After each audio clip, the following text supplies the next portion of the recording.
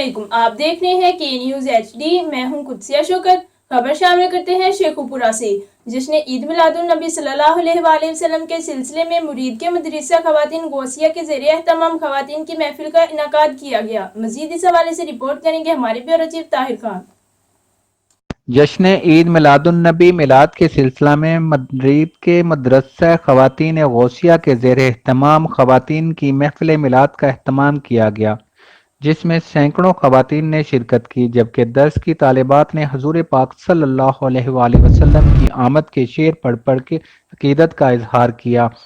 मदरसा खवातीन की मोहतरम बाजी बशीरा ने खिताब करते हुए कहा, हुजूर पाक सल्लल्लाहु अलैहि वसल्लम की विलादत बासादत हर मखलूक मनाती है। महफिल मिलाद में 18 मंजिला 400 किलोग्राम केक भी रखा गया, जो बतौर तबरक महफिल में शामिल होने वाली खवातीन में तकसीम किया जाता है।